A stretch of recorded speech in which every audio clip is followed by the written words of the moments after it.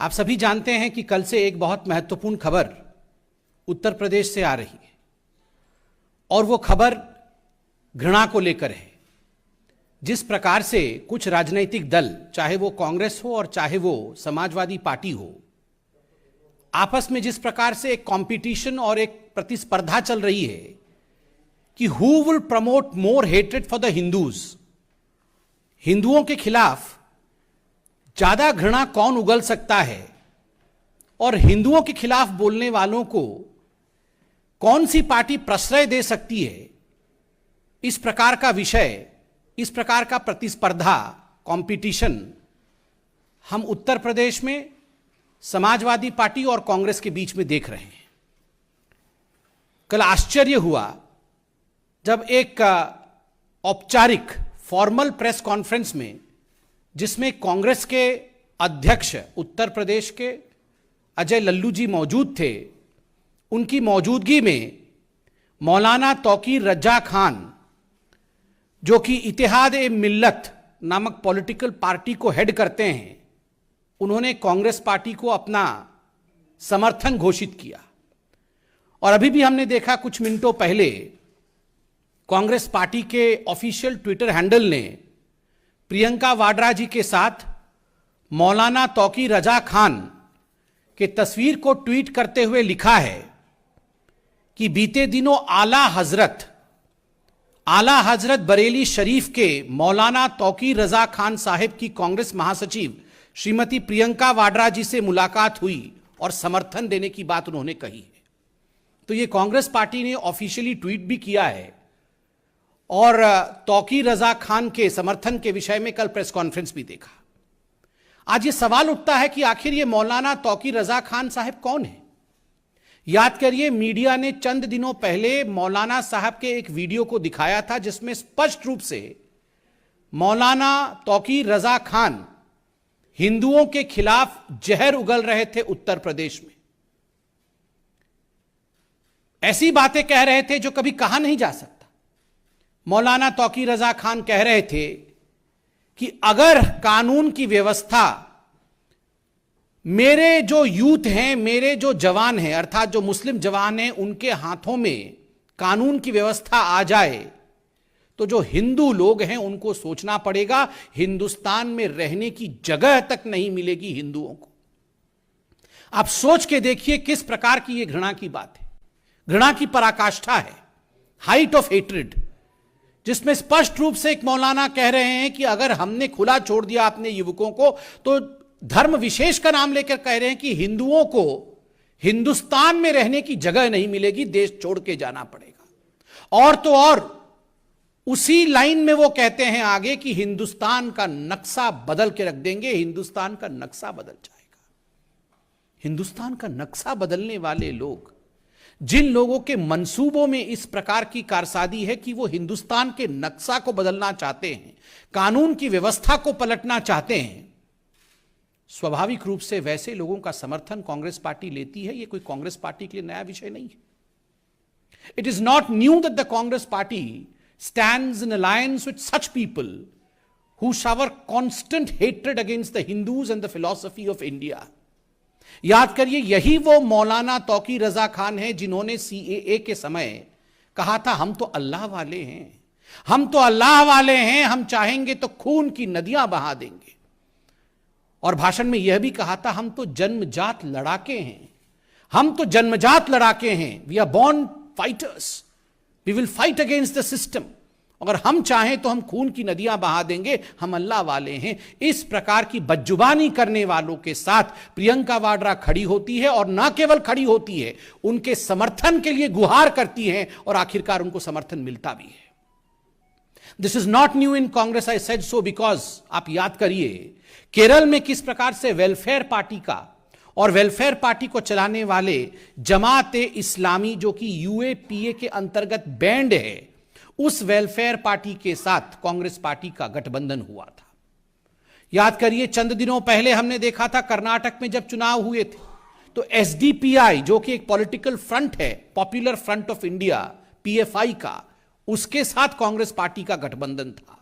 बंगाल में ठीक उसी प्रकार इंडियन सेक्युलर फ्रंट, जो अब्बास सिद्दीकी हिंदुओं के खिलाफ जहर उगलते थे, उनके पार्टी के साथ गठबंधन कांग्रेस पार्टी ने बंगाल में किया था। स्वाभाविक रूप से ये जो रैडिकल सिंडिकेट है, कांग्रेस पार्टी का जो रैडिकल सिंडिकेट है, वो पूरे हिंदुस्तान के सामने आज एक्सपोज्ड है। The radical syndicate which is in fact furthered by the Congress party stands exposed in front of India Today. और इसमें कोई कांग्रेस पार्टी ही अकेली नहीं है, इसमें प्रतिस्पर्धा हो रहा है। प्रतिस्पर्धा अर्थात कंपटीशन समाजवादी पार्टी के साथ है। याद रखिए, नाहिद हसन पे भारतीय जनता पार्टी ने अभी चंद दिनों पहले आवाज उठाई थी, उसका नतीजा आपने देखा, सत्य की जीत हुई। नाहिद हसन जो कि कैराना से समाजवादी पार्टी के कैंडिडेट थे, आज वो जेल में हैं। वही नाहिद हसन जिसने हिंदुओं के खिलाफ जहर उगला था और कैराना में पलायन के लिए जो जिम्मेदार थे, वही नाहिद हसन जिसने कहा था हिंदुओं की दुकान से और हिंदू व्यापारियों से किसी प्रकार का संबंध नहीं रखना है, अगर उनसे हम सामान खरीदना बंद कर देंगे तो उनके पास कोई ऑप्शन नहीं बचेगा, उन्हें कैराना से पलायन करना पड़ेगा। उनको समाजवादी पार्टी ने टिकट दिया था, आज जेल के सलाखों के पीछे है। रफीक अंसारी, मेरठ से रफीक अंसारी जिसको टिकट मिला है, और किस प्रकार के केस उनके ऊपर लंबित थे यह भी हम जानते हैं, किस प्रकार की घृणा की बात वो करते हैं यह भी सर्वविदित है। असलम चौधरी, विधानसभा धौलाना, दो समुदायों के बीच लगातार जहर उगलना, दो समुदायों को किस प्रकार से दंगों में झोंकना, यही असलम चौधरी का काम रहा है। उसे भी समाजवादी पार्टी ने प्रमोट किया है। साहिद मंजूर किठौर से, उनके खिलाफ भी क्या केस है आप अध्ययन कर सकते हैं। और मुहर्रम अली पप्पू, मुहर्रम अली उर्फ पप्पू, जिसको टिकट दिया गया है समाजवादी पार्टी द्वारा और जो सहारनपुर में गुरुद्वारा हिंसा का मास्टरमाइंड था, गुरुद्वारे में किस प्रकार उन्होंने हिंसा करवाई थी मुहर्रम अली ने, यह हम सब ने देखा था। तो चाहे कांग्रेस पार्टी का मौलाना तौकीर रजा खान हो या समाजवादी पार्टी का नाहिद हसन, उद्देश्य केवल एक है। ये जो रैडिकल सिंडिकेट है, इसका उद्देश्य है किस प्रकार से दंगे भड़काना, हिंदुओं को डराना, हिंदुओं को बांटना और केवल अपने परिवार की राजनीति को आगे बढ़ाना। इसके साथ मैं आपको याद यह भी दिलाना चाहूंगा, such is the level of hatred of these political parties that they don't even spare the prime minister of India. ये जो घृणा की राजनीति है, आज कुछ पॉलिटिकल पार्टीज जो घृणा की राजनीति को आगे बढ़ा रही हैं, उसमें इसका आलम इस कदर ऊपर जा चुका है कि कुछ पॉलिटिकल लोग प्रधानमंत्री नरेंद्र मोदी जी के खिलाफ भी जिस प्रकार के शब्दों का उच्चारण कर रहे हैं, प्रयोग कर रहे हैं, और जिस प्रकार का प्रयोग पंजाब में भी हुआ वो हमने देखा है। कल टीवी चैनलों के माध्यम से कांग्रेस पार्टी के अध्यक्ष महाराष्ट्र में नाना पटोले ने जिस प्रकार के शब्दों का प्रयोग आदरणीय प्रधानमंत्री श्री नरेंद्र मोदी जी के लिए किया है, मुझे लगता है उसे दोहराना भी उचित नहीं होगा।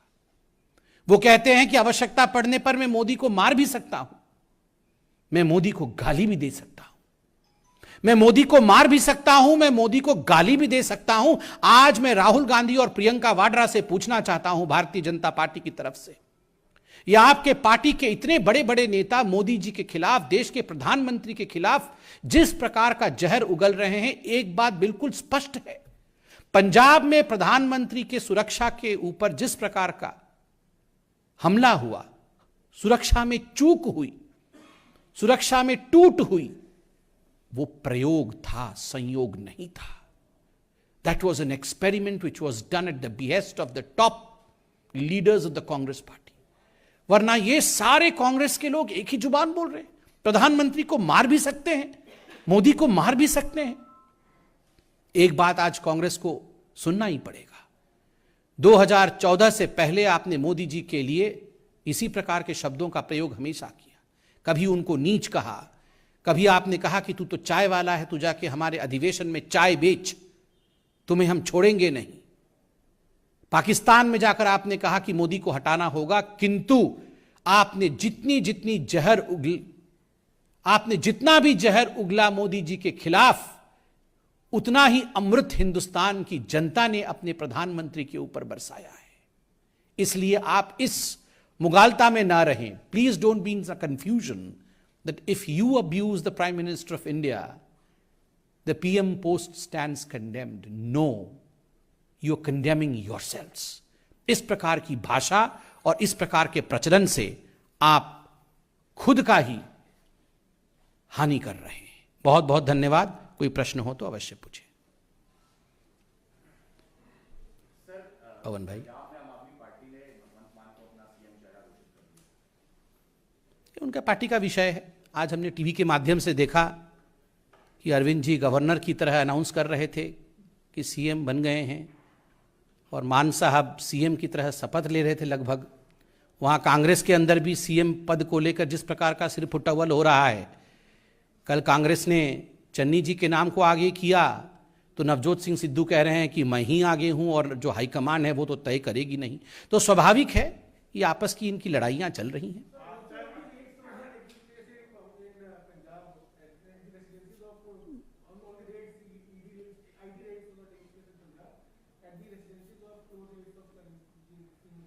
No, these were ongoing cases. These were ongoing cases, and there were cases against 26 people which we gather from the media reports, which were filed. The FIRs were filed by the Punjab government, and the Punjab government has asked action against these people. And remember, some of the tallest leaders of Punjab, like the Congress president himself, had called for action against them. So why cry foul today? Law will take its own course. These things should not be seen with a myopic vision of politics.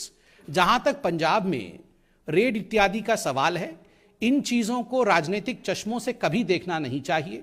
याद करिए, आज हमने media के माध्यम से देखा है कि 26 ऐसे व्यक्ति हैं, इंडिविजुअल्स हैं, जिनके खिलाफ पंजाब की कांग्रेस सरकार ने ही एफआईआर किया था, और सैंड माफिया के रूप में उनके खिलाफ एफआईआर हुई थी। ये तो खुद मीडिया बता रही है, पंजाब की सरकार बता रही थी।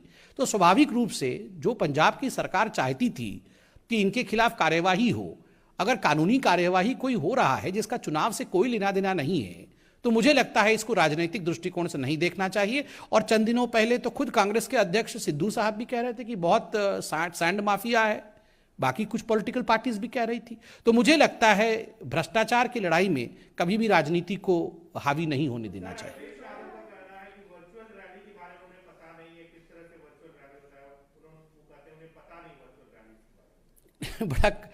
बड़ा हास्यास्पद है अगर आदरणीय अखिलेश जी कहते हैं कि उनको वर्चुअल रैली क्या होती है ये पता नहीं है।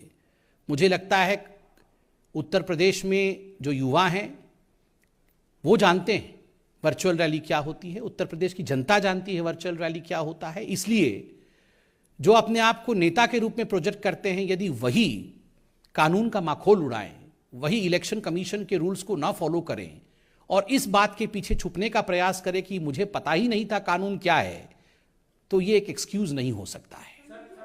प्रणब भाई, मणिपुर में, क्योंकि आप मणिपुर का भी दायित्व देखते हैं, क्या इस बार अकेले पार्टी चुनाव लड़ रही है?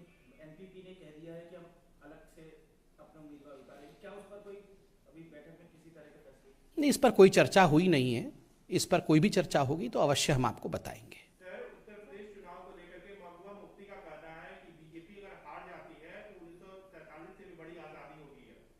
स्वाभाविक है, महबूबा मुफ्ती हो चाहे फारूक अब्दुल्ला हो, अनुच्छेद 370 के हटने के पश्चात काफ़ी फ्रस्ट्रेटेड हैं।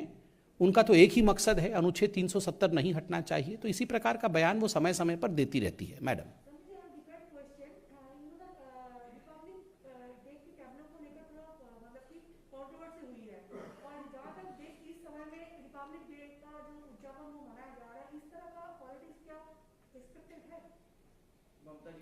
No, I firmly believe that the clear cut, जहां तक रिपब्लिक डे का टैब्लू का सवाल है, आज अखबारों के माध्यम से भी आप सभी ने पढ़ा होगा कि जो कमिटी इस विषय को देख रही है वो एक नॉन पॉलिटिकल कमिटी है।